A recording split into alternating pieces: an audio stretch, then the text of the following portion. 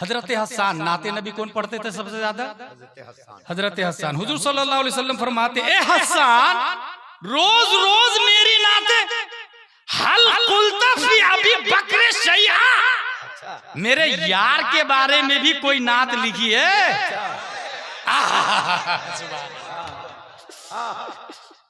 मेरे दोस्त के बारे में भी कुछ लिखा? हम दोनों गार में तन्हा तन्हा रह रहे थे। हल कुल्ता फी अबी बकर शैआ। हजरत हसन कहते हैं, नाम कुल तो या रसूल अल्लाह, हाँ लिखा ना या रसूल अल्लाह, आपके यार के बारे में भी लिखा।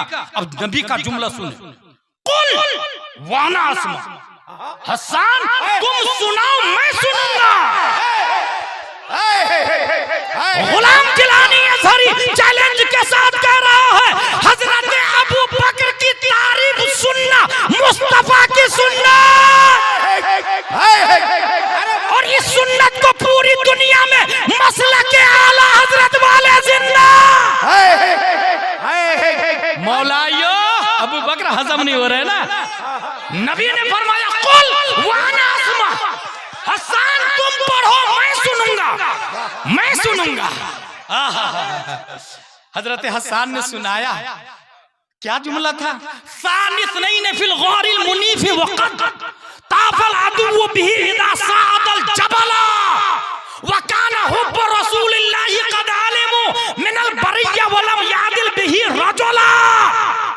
गारे शोर में वो आपके साथ थे, कयामत तक उनकी तरह कोई आ ही नहीं सकता। अब जो सुने ये जुमला सुनने के बाद जानते क्या हुआ? फज़ाहिका रसूलुल्लाह हत्ता बदअत नवादिजुहु। ये जो दांत है ना, इसके नाम है सनाया उलिया, सनाया सुफला, तवाहिन, नवादिज। ये हमारे कुर्रा हजरात जानते हैं, उलमा जानते हैं। ये इसको कहते हैं उलिया। ये जो दो दिख रहे हैं ना, और ऊपर वाले को, नीचे वाले को सुफला कहते हैं। हुजूर सल्लल्लाहु अलैहि वसल्लम हंसे, यहाँ तक के नबी सल्लल्लाहु अलैहि वसल्लम के नवादिज, दंदान मुबारक दिखने लगे। और उसके बाद क्या फरमाया? सदक़ता या हसन, सुभान अल्लाह, हुआ कज़ालिक कमा कुल्ता। ए हसन मेरा यार वैसे ही है जैसे तुमने कहा। नारे तकबीर, नारे फैजाने हुजूर सिद्दीक़ अकबर, फैजाने सहाबाए किराम। हुआ हुआ सदक़ता या हसन, हुआ कमा कुल्ता। हसन वो वैसे ही है जैसे आपने कहा।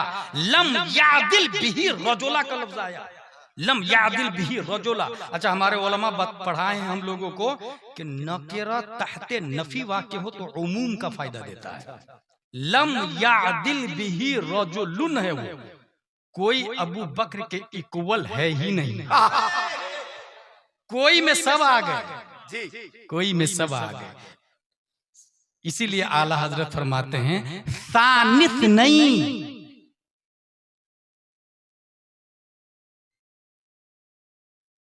यानी उस अफजलुल खल्क बादर रसूल, सानिस नहीं ने हिजरत पे लाखों सलाम। सुभान अल्लाह। और हजरत अली के बारे में शेर देखे आला हजरत का, अव्वली दाफ़े अहले रिफ्ज़ो खुरूज। राफजी और खारजी का सबसे पहले रद्द आला हजरत ने नहीं किया, उमर बिन अब्दुल अजीज ने भी नहीं, इमाम मोहम्मद बिन इदरीस शाफई ने भी नहीं। सबसे पहले राफजी का रद्द करने वाले हजरत अली रज़ियल्लाहु ताला अन्हु। अव्वली दाफ़े अहले रिफ्ज़ो खुरूज, चारमी रुकने मिल्लत पे लाखों सलाम। सुभान अल्लाह। या आला हज़रत रज़ियल्लाहु ताला अन्हु। अच्छा, अकीदा नंबर 5, ये जो जंगे जुमल है और जंगे सिफ़ीन है, तो इसमें हक किसके साथ था? आला हज़रत का जवाब देखिए। पहले यहाँ एक बुनियादी बात आपको बता दूं मैं, मेरे पास टाइम कम है, वमा अलैना इल्लल बलाग आने वाला है। अभी नहीं है। वो बुनियादी बात ये है, कभी कभी ये सब सुनने को मिलता है, सही है, वरना मजा आया कभी तो। इस्तिकबाल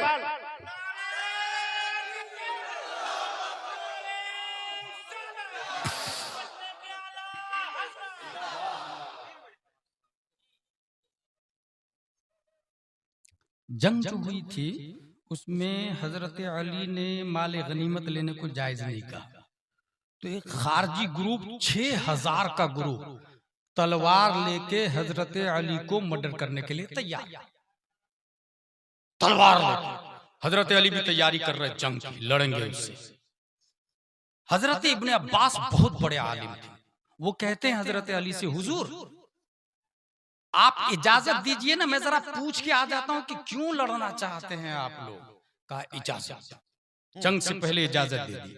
हजरत इब्ने अब्बास गए, आप लोग क्यों लड़ना चाह रहे हैं हजरत अली से।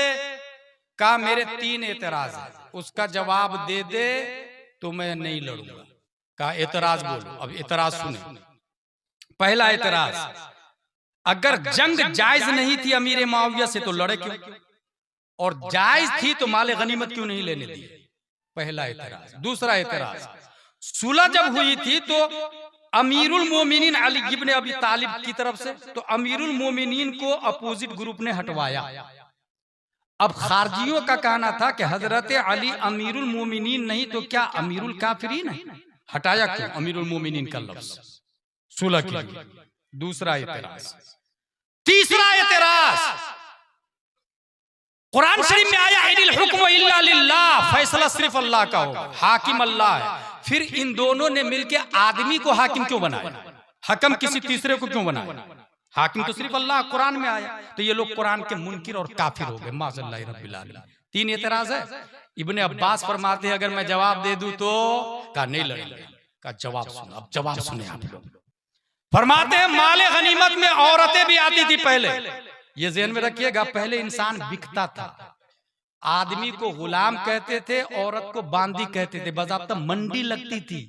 ये 1000, ये 2000, ये 3000 और ले जाके काम करते थे। औरत को खरीदते थे तो उनके साथ में बाज़ाब्ता सोहबत करना भी जायज था। और एक और बात बता दूं, ये आपको अजीब लगेगा कि खरीदने के बाद सोहबत करना जायज है। ये जो दैन महर जो है ना, ला महर ला कल्ला मिन अशरत दराहिम, ये उसी बुनियाद पर है। दैन महर उसी बुनियाद पर है, इसीलिए बगैर दैन महर के निकाह हो ही नहीं सकता। और औरत को इख्तियार है, वो अपना दैन महर 1 लाख, 2 लाख, 1 करोड़, 2 करोड़ रख के, उसको इख्तियार है। इसलिए कोई आदमी अगर कहे कि नहीं दैन महर कम रखना चाहिए, गलत। कुरान शरीफ में एक और बात याद आ गई, नकीब आजम हिंदुस्तान साहब उमर फारूक आजम तकरीर कर रहे थे कि महर बहुत ज्यादा रख रहे हो, तुम लोग कम रखो। नीचे उतरे खुतबा दे करके एक औरत आ गई सामने, आप कह रहे हैं महर कम रखो, कुरान बोल रहा वआतैतुम इहदाहुन्ना किंतारा, महर में माले कसीर का जिक्र कुरान कर रहा और आप कलील की बात कर रहे हैं। हजरत उमर फौरन रुजू किया, अल्लाहुम्मा कुल्लु अहदिन अफ्क़हु मिन उमर, दोबारा पलटे मिंबर पर। मैंने कहा महर कम रखो, अब मैं कह रहा हूं महर ज्यादा रखो क्योंकि कुरान में आया है। वाह, खतीब की यही पहचान होती है, अल्लाह का शुक्र, खतीब की यही पहचान होती है। तू मेरी इस्लाह करेगा, हु आर यू, मुझे तेरी पोल पता है, तेरी पट्टी पता है, इसलिए मेरे गरीबान में झांकने की कोशिश मत कर। ये अभी चल रहा है, अभी स्टेज पे यही हो रहा है। मगर मुफ्ती आजम हिंद वगैरह का जमाना था, अगर कोई खतीब आके कहता काला काला रसूलुल्लाह, हजरत मुफ्ती आजम जलाल में आ जाते, खामोश, नबी चांद से ज्यादा गोरे और काला काला बोलना, काला काला रसूलुल्लाह बोल। और किसी की मजाल नहीं कि पर मार सके। बल्कि बड़े बड़े खतीब का नाम मैं जानता हूं, मुफ्ती आजम हिंद की मौजूदगी में बोलते ही नहीं थे। बोले हजरत को पहले स्टेज पे ले, स्टेज से उतार दो, या तो स्टेज पे बाद में लाना, मेरी तकरीर तो हो जाने दो पहले। ये उस वक्त का आलम था। मगर अभी ना, अभी सीधा धमकी दी जाए। मेरे पास धमकी आई थी कलकत्ता से, तुम्हारी बैक हिस्ट्री पता है मुझे, इसलिए मेरे बारे में कुछ मत बोलना। मैंने कहा सुन, जेल रिटर्न, डराना मत। मसलके आला हजरत की खातिर दोबारा जेल नहीं, जिंदगी भर जेल में रहूंगा मैं, इसलिए डराने की कोशिश मत करना। माले गनीमत, बांदी आती, मर्द भी आता गुलाम बन के। अब हजरत अली के अपोजिट में हजरत कौन थे, अमीर मुआविया। हजरत अमीर मुआविया की तरफ से हजरत आयशा सिद्दीका रज़ियल्लाहु अन्हा भी आई थी, उम्मुल मोमिनीन, मोमिनों की माँ हजरत आयशा सिद्दीका। बताइए कोई माँ को बांदी बनाएगा? कुरान शरीफ ने कहा माँ है, वअज़वाजुहु उम्महातुकुम, कुरान शरीफ में आया कि वो माँ है। कोई मोमिन माँ को बांदी बना सकता? बताओ। अब खारजी से कौन पूछ रहा है? इब्ने अब्बास। हजरत अली ने सही किया या गलत? कहा नहीं नहीं सही काम किया, कुरान के मुताबिक काम किया। यहाँ एक और मसला ज़हन में रखे, कुछ खतीब है गैर पढ़े लिखे, वो मेरी अम्मी या अम्मी आयशा जायज नहीं है। अम्मी आयशा कहना जायज नहीं, उम्मुल मोमिनीन बोले, उम्मुल मोमिनीन। क्योंकि जहां कुरान शरीफ ने रिश्ते की बात की है वो वहीं तक है, वो आगे तक नहीं मुताद्दी है। अगर आगे तक मुताद्दी करेंगे तो पूरी दुनिया का निजाम दरहम बरहम हो जाएगा। ये मसला फिक्र का बता रहा हूं।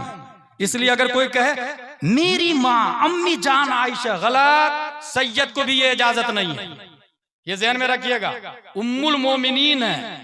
ये उम्मुल मोमिनीन जो कहा गया अकॉर्डिंग टू डीएनए नहीं कहा गया है, अकॉर्डिंग टू ताजीमन व तशरीफन कहा गया है। अकॉर्डिंग टू ताजीमन कहा गया है कि एक माँ के कदमों के नीचे जन्नत है, वो मोमिनों की माँ है। हजारों जन्नतें हजरत उम्मुल मोमिनीन आयशा सिद्दीका पे कुर्बान है।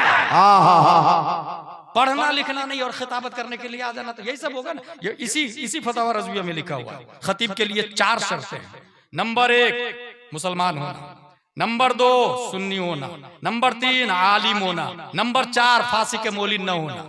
ये फतवा रज़विया शरीफ में आला हजरत ने लिखा है। इसलिए अगर कोई काफिर मुशरिक नेता को लाके तकरीर करवाता है, बातिल बातिल बातिल, बदअकीदा को लाता है, फासिद फासिद फासिद, गैर आलिम को लाता है, रॉन्ग रॉन्ग रॉन्ग, कहां डुबोएगा पता भी नहीं चलेगा। आला हजरत रज़ियल्लाहु ताला हजरत इब्ने अब्बास कहते हैं कि वो मोमिनों की माँ है। बादी न बना करके सही किया या गलत? कहा नहीं सही किया। दूसरा एतराज क्या तुम्हारा? अमीरुल मोमिनीन का लफ्ज क्यों काट दिया? क्या हजरत अली अमीरुल काफिरीन है? जवाब सुने इब्ने अब्बास का, कुर्बान जाइए, कितने बड़े फकीह थे हजरत इब्ने अब्बास। वो फरमाते हैं सुलह हुदैबिया में सुलहनामा तैयार किया जा रहा था। ये सुलहनामा मुहम्मदुर रसूलुल्लाह की तरफ से। काफिरों ने कहा नहीं, हम रसूलुल्लाह मानते ही नहीं है, काटो इसको। अगर मानते तो इख्तिलाफी क्यों था? हटाया गया। अब हजरत इब्ने अब्बास कहते हैं रसूलुल्लाह ज्यादा इंपॉर्टेंट है या अमीरुल मोमिनीन ज्यादा इंपॉर्टेंट? कहा रसूलुल्लाह ज्यादा इंपॉर्टेंट है। कहा रसूलुल्लाह लफ्ज को सुलह के लिए हटा दिया गया, तो अमीरुल मोमिनीन को हटाकर सही किया या गलत? कहा नहीं सही काम किया उन्होंने, सही काम किया उन्होंने। तीसरा एतराज कुरान शरीफ में आया इनिल हुक्म इल्ला लिल्लाह, हाकिम अल्लाह है। फिर किसी तीसरे आदमी को हकम बनाना कुरान के खिलाफ, इसलिए कुरान के खिलाफ हजरत अली ने किया, हम जंग करेंगे उनसे। इब्ने अब्बास का जवाब सुने, वइन खिफ्तुम शिकाक बैनहिमा फबअतु हकमम मिन अहलिही व हकमम मिन अहलिहा। मियां बीवी में झगड़ा हो जाए तो एक हाकिम मर्द की तरफ से, एक हाकिम औरत की तरफ से, और दोनों मिलके जो फैसला करे वो मानना चाहिए। अब हजरत इब्ने अब्बास कहते हैं मियां बीवी का झगड़ा बड़ा है या अलियो मुआविया का झगड़ा बड़ा है? कहा नहीं ये वाला झगड़ा बड़ा है। कहा छोटे झगड़े में अल्लाह ने कहा गैरुल्लाह को हाकिम बना, छोटे झगड़े में अल्लाह ने कहा गैरुल्लाह को हाकिम बनाओ, इस झगड़े में हाकिम बना के कुरान के मुताबिक काम किया या मुखालिफ? कहा नहीं सही काम किया। 6000 में से 2000 लोगों ने कलमा तय्यब पढ़ा और हजरत अली से बैत हो गए। सुभान अल्लाह, जिंदाबाद। हजरत अली से बैत हो गए। हासिल जंगे जुमल और जंगे सिफीन, ये बताना चाह रहा हूं, इसमें हक पर कौन? हजरत आला हजरत इसका जवाब दे रहे हैं। बदस्ते हैदर कर्रार, हक हजरत अली के साथ था। सुभान अल्लाह। हक बदस्ते हैदर कर्रार, हक दोनों जंग में हजरत अली के साथ। इससे पहले एक और लफ्ज कहा आला हजरत ने, फर्क मरातिब बेशुमार, अली और अमीर मुआविया में हजारों फर्क है, हजारों गुना ज्यादा अफजल व आला है हजरत अली रज़ियल्लाहु ताला अन्हु हजरत अमीर मुआविया से, हजारों दर्जा अफजल व आला है। हक बदस्ते हैदर कर्रार, मगर मुआविया भी हमारे सरदार, क्योंकि कुल्लुम वअदल्लाहुल हुस्ना कुरान शरीफ में आया, रज़ियल्लाहु अन्हु व रदू अन्हु कुरान शरीफ में आया। और जब अल्लाह राजी है तो हम कौन होते हैं जहन्नमी करने वाले? भाई हम कौन होते हैं बुरा करने वाले? अमीर मुआविया से अल्लाह राजी है, सहाबा से अल्लाह राजी है। इसलिए आला हजरत कह रहे हैं हक बदस्ते हैदर कर्रार, मगर मुआविया भी हमारे सरदार, तान उन पर भी कार फुज्जार। मसलक आला हजरत का यही अकीदा है। हजरत अली के साथ हक है, मगर मुआविया रज़ी अल्लाह उनको लान तान करना जायज नहीं है। यहाँ एक और जवाब देता हूं मैं मौलाइयों को जो ये कहते हैं अमीर मुआविया जहन्नमी है माज़अल्लाह रब्बिल आलमीन। आप लोग याद रखिएगा, यजीद मरदूद है, खबीस है, लानती है, और जो आज भी यजीदी है सब के सब जहन्नमी है। मगर यजीद की वजह से बाप मुर्तकिब नहीं हुआ। अमीर मुआविया को टारगेट करना यह सही नहीं होगा। अगर सही होता तो हजरत नूह अलैहिस्सलाम का बेटा काफिर हो गया। नूह अलैहिस्सलाम को टारगेट किया जाएगा क्या? इस वक्त दुनिया में जितने लोग हैं सब आदम अलैहिस्सलाम के बेटे हैं, तो क्या आदम अलैहिस्सलाम को टारगेट किया जाएगा क्या?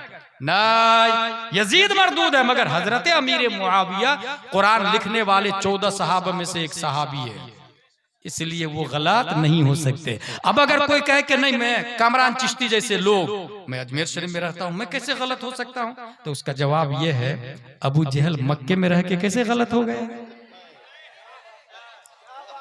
उतबा शीबा मक्के में रह के कैसे गलत हो गया।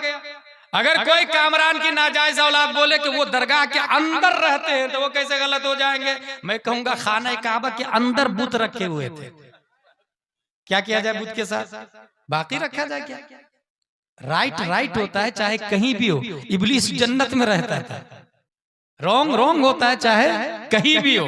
हासिल अकीदा नंबर 6, सदहा साल से दर्जा इज्तिहाद मुतलक तक कोई वासिल नहीं। बेवसूले दर्जा इज्तिहाद, तकलीद फर्ज, गैर मुकल्लिद, गुमराह, बद्दीन। जाकिर नायक और उसके मानने वाले सब के सब गुमराह व बद्दीन है। इसका कहना है कि हम किसी इमाम को नहीं मानते, हम किसी इमाम को नहीं मानते। आला हजरत क्या कह रहे हैं? दर्जा इज्तिहाद मुतलक तक अभी कोई पैदा ही नहीं हुआ है चारों इमाम के बाद में। इस वजह से या तो हनफी होगा या मालिकी होगा या शाफी होगा या हम्बली होगा। अगर कोई बाहर इस चारों से हो रहा है तो वो गुमराह हो जाएगा, वो बातिल हो जाएगा।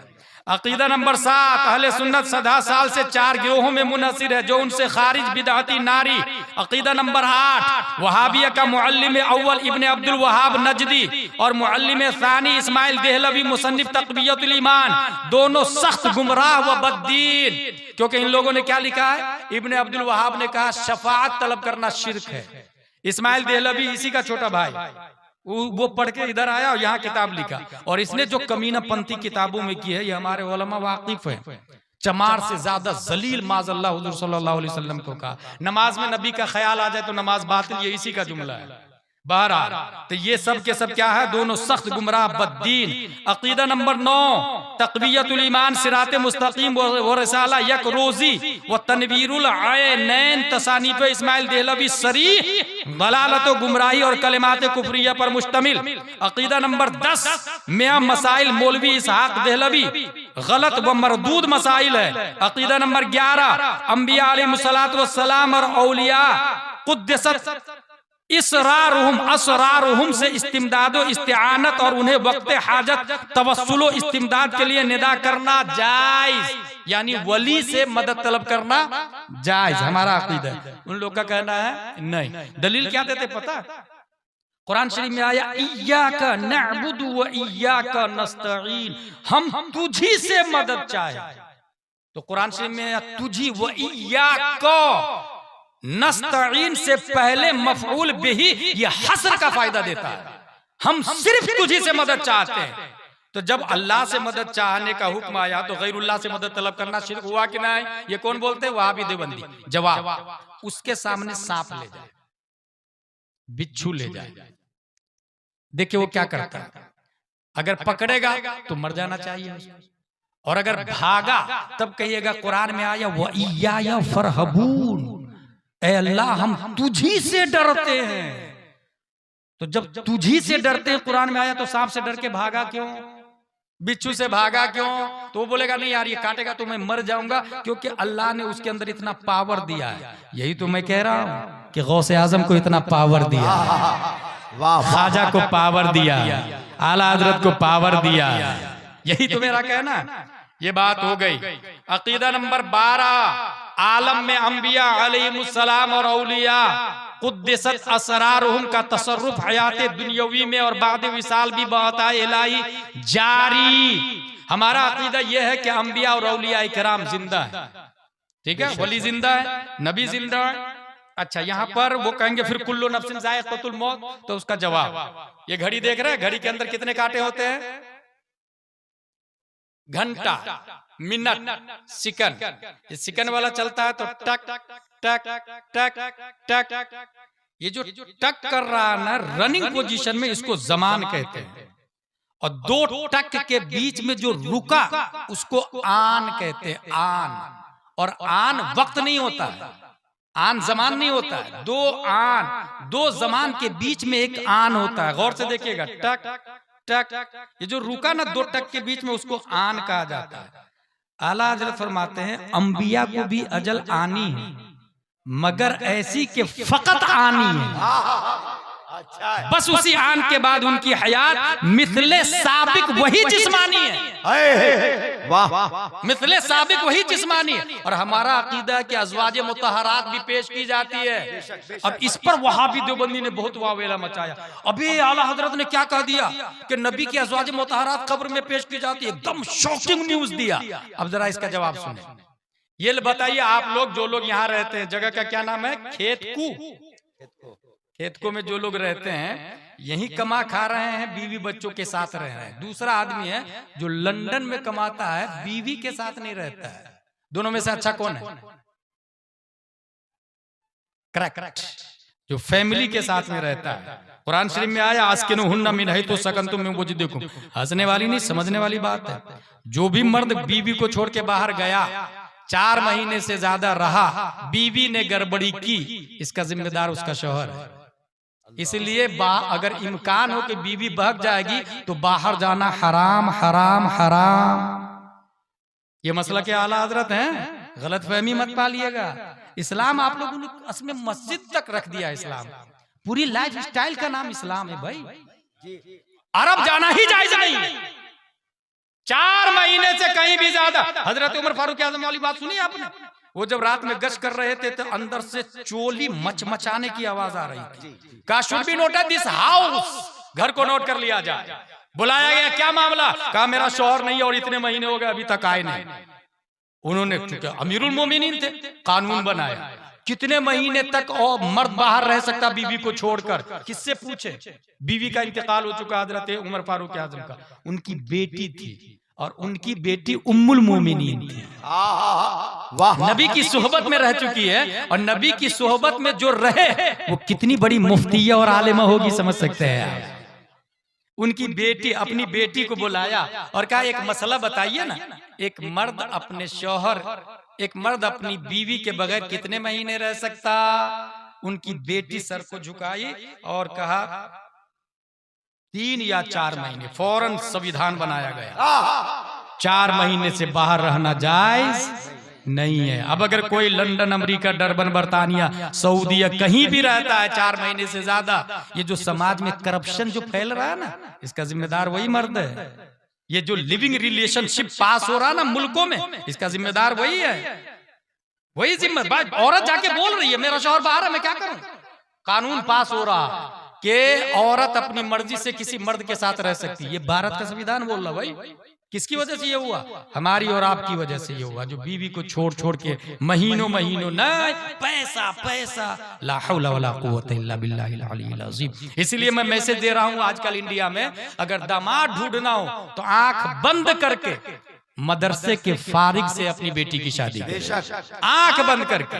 क्योंकि मदरसे का फारिग अगर आपका दामाद है, वो गरीब हो सकता है, शराबी नहीं हो सकता है। वो गरीब हो सकता है, वहाबी नहीं हो सकता।